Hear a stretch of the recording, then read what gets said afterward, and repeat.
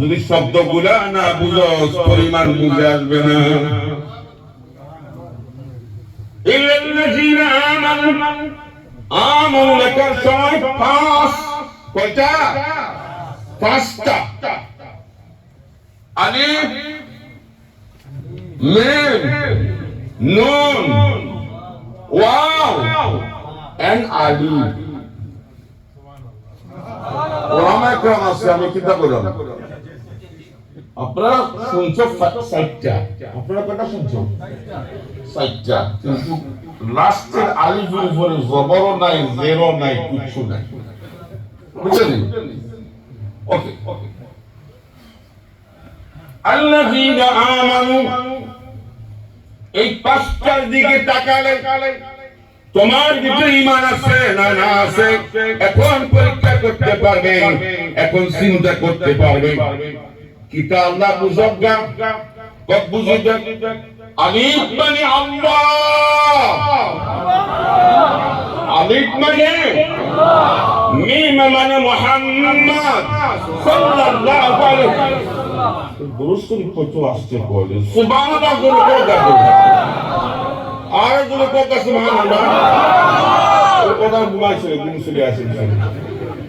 বুঝছি দেরি কিছু তো, সেই 6:30 থেকে এখানে এখন বাজে 10টা। কত আসে কে রাসূল বুঝাই গেছে। কোন আলহামদুলিল্লাহ।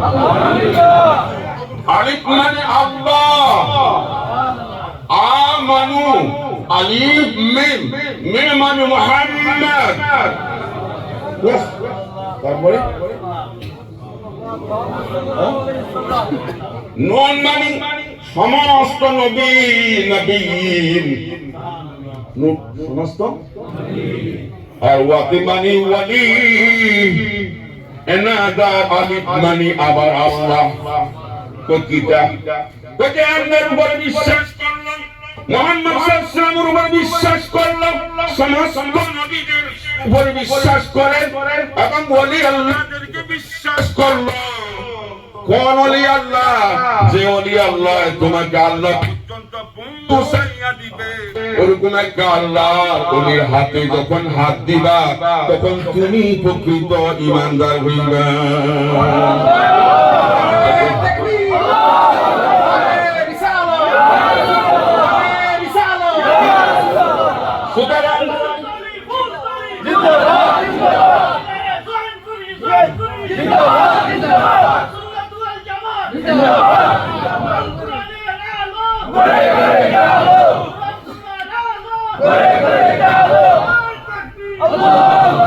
যতদিন পর্যন্ত কোরআনে পাকের হিডেন নলেজ না জানা হবে ততদিন পর্যন্ত কোরআন জানবেন না।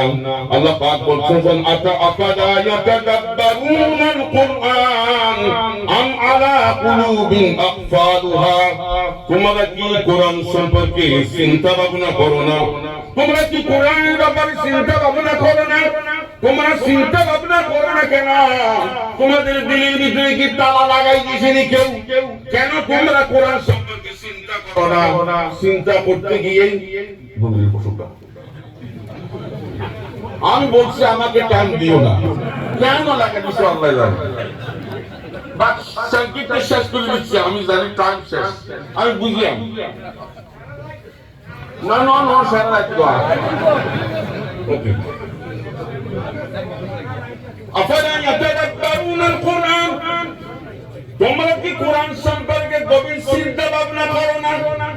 এখন চিন্তা ভাবনার জন্য আর অনেক শব্দ আছে, কিন্তু আল্লাহ ইয়াতাদাব্বার কেন বলছেন?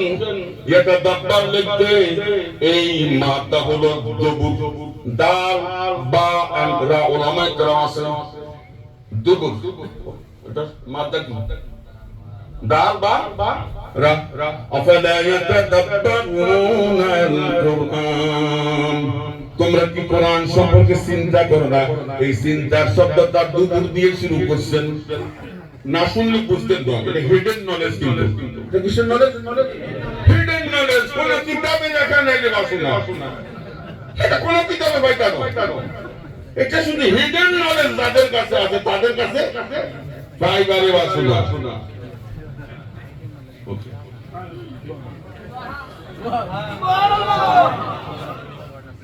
দুবুর মানে কি? وإن كان قميصه قد من قبل وإن كان قميصه قد من دبر তারপর সব ঠিক পড়ছিলি হযরত ইউসুফ আলাইহিস সালাতু ওয়াস সালামের ঘটনা বলতে গিয়ে আল্লাহ রাব্বুল আলামিন কোরআনে কারীমের দুবুর অর্থ করছেন। কোন ডিকশনারি অর্থ নিচ্ছি না, ডাইরেক্ট কোরআনে কারীম থেকে আমি অর্থ নিচ্ছি। কোথা থেকে নিচ্ছি?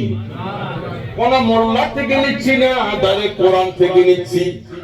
দুবুর মানে ওয়াইন কানা কামিসুহু কুদ্দা মিন দুবুর, যদি ইউসুফের থেকে সিরিয়া তাহলে দুবুর মানে কিতাব বুঝতো।